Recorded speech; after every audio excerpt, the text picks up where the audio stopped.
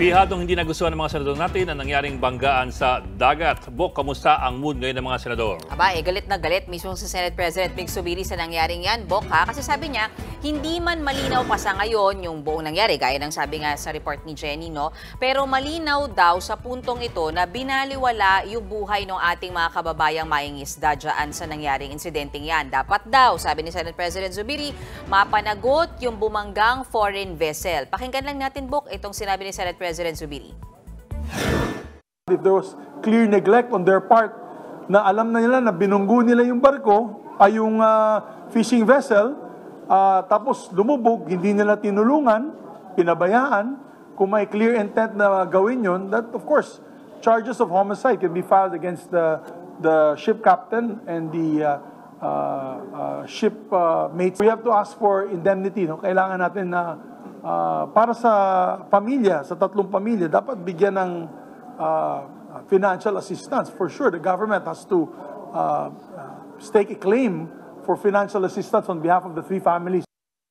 And Bok, kaliwat kanan din yung pagkundina ng mga senador, sila Senators Crispo, Risa Ontiveros, Jinggoy Estrada sa nangyaring yan. Panawagan nila dapat mapanagot yung responsable sa nangyaring yan, Bok. Yeah, but I'm sure part of the discussion is what can or should be done at this point. Magsasampa ba ng kaso against anybody in particular? Dapat, sabi ng mga senador. As per Senate President Zubiri and Senator Francis Tolentino, yung Philippine Coast Guard ang dapat daw na maghain ng reklamo laban dun sa nasabing foreign vessel.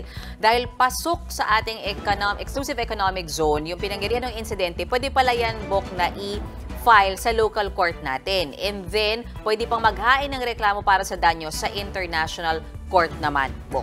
Okay, but as far as the Senate is concerned, of course, the Senate is a legislative body. What can the Senate do, or what should the Senate do, as far as protecting our interests are concerned? Walang direkta pero funding, definitely, Bok. Kasi power of the purse. So, desidido sila, dagdagan ng budget yung Philippine Coast Guard para mapaigting talaga yung presensya nila sa ating mga karagatan. Kasi kailangan din nila makabili ng malalaking patrol ships para mabilis silang makaresponde. Kasi like in this case, nakarescue sila agad sakaling may mga aksidente sa karagatan. Mangingisda man o individual yung biktima. Si Senator Francis Tolentino, Bok, may sinasabi, dapat palakasin yung PNP Maritime Command na nagbabantay din pala sa territorial waters natin. Dapat daw tayuan sila ng headquarters sa Palawan o Zambales, malapit sa West Philippine Sea. Kasi sa ngayon, Bok, ang headquarters itong Maritime Command na to, nandyan sa may Camp Crame, which is malayong-malayo sa ating karagatan. Pakinggan lang natin yung sinabi ng ating mga senador. Nalungkot po, Mr. Chairman, narinig natin, ang headquarters ng Philippine Maritime Command ay nasa Camp Crame. Dapat po, nasa dagat sila. Hindi po nasa EDSA. Minsan lang po bumaa sa EDSA. Salamat, Bok. Mahalaga malaman ang mga kwento sa likod ng balita. Totoo yan, Bok. Dahil ang bawat balita, may konteksto. Mga kapatid, may Los Baños po. Huwag magpahuli sa mga balita at impormasyong dapat ninyong malaman. Para sa mas malawak na balitaan at diskusyon, mag-follow at mag-subscribe sa social media pages ng News 5.